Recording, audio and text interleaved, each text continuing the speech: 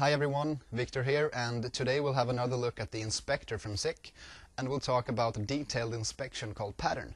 To show you what this Pattern tool can do, we'll look at two different examples. To get things started, we have already set up the SOPA software and created a reference object. We'll be looking at this SICK logo, and we have prepared an object locator that finds the rectangle surrounding it.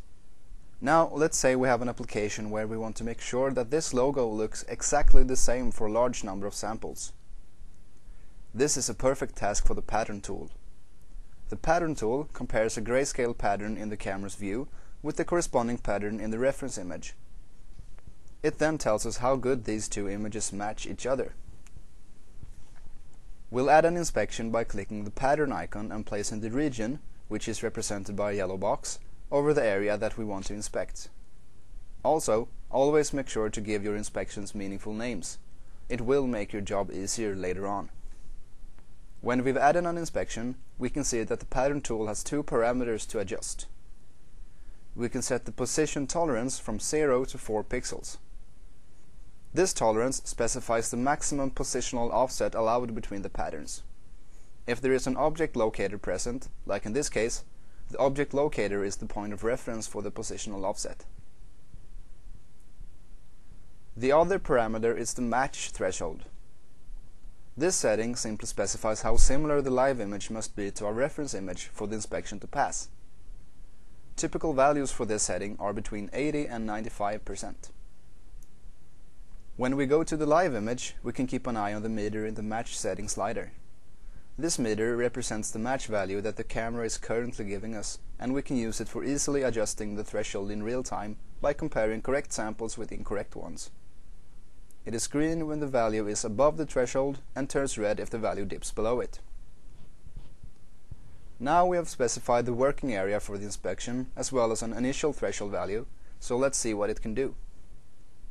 The inspection fails if the logo has parts missing, as we can see here. Even smaller defects, like this one, can be detected. We'll just have to move the threshold a little higher until we are certain to detect even this small error.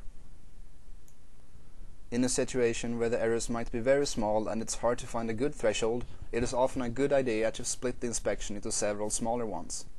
In a smaller region, an error will have a bigger impact on the match value. Unlike the pixel counter tool, which counts pixels within a certain intensity range, the Pattern tool can detect defects like these, where the number of dark pixels might be correct, but the logo still is incorrectly printed. Note that the Pattern tool can match patterns in images where the overall intensity is uniformly changed, but not in images where the intensities are inverted. To show another example of where the Pattern tool can be used to find defects, we'll take a look at this reference image of a keyboard's numpad. We'll use it to be able to detect if the buttons are mounted correctly.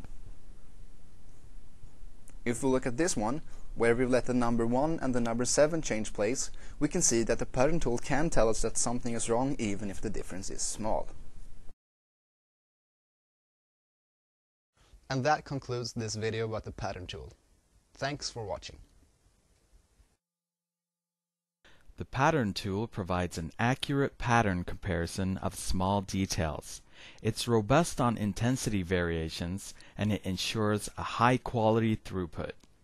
For more information, visit www.sick.com.